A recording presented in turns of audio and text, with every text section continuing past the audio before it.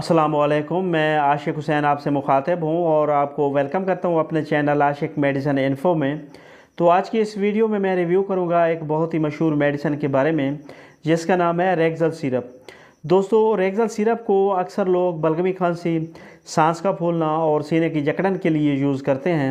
लेकिन सवाल ये पैदा होता है कि इस सिरप का इस्तेमाल किन अफराद के लिए ठीक है, किन अफराद के लिए सिरप का इस्तेमाल नुकसानदेह हो सकता है और इसके इस्तेमाल से क्या क्या साइड इफ़ेक्ट्स हो सकते हैं।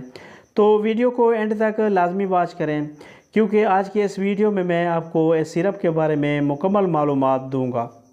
तो व्यूवर्स, बगैर टाइम वेस्ट किए अपने टॉपिक की तरफ चलते हैं। ब्रांड नेम है इसका रेक्सल और इसमें जो मेडिसिन शामिल की गई हैं वो हैं अमाइनोफाइलिन, डाइफिन हाइड्रामाइन, अमोनियम क्लोराइड और मेंथोल। कंपनी की बात करें तो इसे नबी कासिम फार्मा तैयार करती है। प्राइस की बात करें तो ये 139 रुपीज़ में 120 ml की पैकिंग में पाकिस्तानी मार्केट में दस्तयाब है। बात की जाए सिरप के यूजेस की तो इसका इस्तेमाल बलगम को पतला करके बाहर निकालने, सांस की नालियों को खोलकर सांस लेने में आसानी पैदा करने के लिए मुफीद है। यानी इस सिरप को ऐसे मरीज़ों के लिए यूज़ करवाया जाता है जिन्हें बलगमी खांसी हो, ब्रोंकाइटिस हो या जो मरीज़ दमा का शिकार हों, या ऐसे मरीज़ों के लिए यूज़ करवाया जाता है जिन्हें सीने की जकड़न यानी जिनका सांस फूलता हो या छाती की बंदिश यानी सीने में गिरगिराहट के जैसे मसाइल हों, तो उनके लिए इस सिरप का यूज़ करवाया जाता है। व्यूअर, इस सिरप का इस्तेमाल दर्ज झैल बीमारियों के लिए करवाया जाता है। नंबर 1 है बलगमी खांसी, यानी अगर खांसी के साथ बलगम आ रहा हो और सीने में भारीपन हो तो इस सिरप का इस्तेमाल बहुत मुफीद है। नंबर 2 है चेस्ट कंजेशन, यानी सीने में बलगम का होना।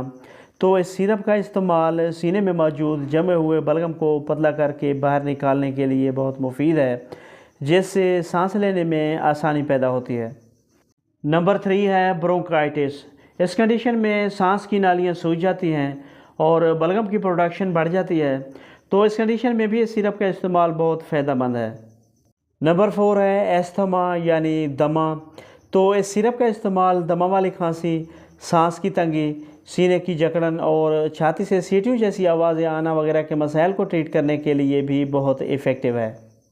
बात की जाए रेक्सल सिरप के सही डोज़ की तो बड़ों के लिए 1 से 2 चाय के चम्मच हर 4 से 6 घंटे के वक्फे से, 7 साल से 12 साल तक के बच्चों के लिए 2.5 ml से 5 ml हर 4 से 6 घंटे के वक्फे से, और 2 साल से 6 साल तक के बच्चों के लिए चम्मच का चौथा हिस्सा से आधा चाय का चम्मच हर 4 से 6 घंटे के वक्फे से या अपने डॉक्टर की हिदायत के मुताबिक इस्तेमाल करें।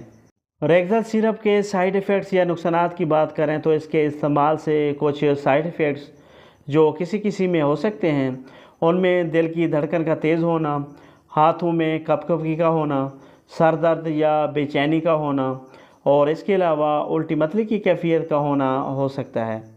तो व्यूवर्स, अगर मुख्तसर बात की जाए तो रेक्सल सिरप को बलगमी खांसी, दमा, सीने की जकड़न और ब्रोंकाइटिस के लिए यूज़ करवाया जाता है। लेकिन दिल के मरीज़, हामला ख़वातीन, दूध पिलाती माएँ और छोटे बच्चे इस सिरप को इस्तेमाल करने से पहले अपने डॉक्टर या फार्मासिस्ट से ज़रूर मशवरा करें। तो व्यूवर्स, इसके साथ ही हमारी इन्फॉर्मेशन का एंड होता है। वीडियो पसंद आए तो लाइक करें, शेयर करें और चैनल को ज़रूर सब्सक्राइब करें।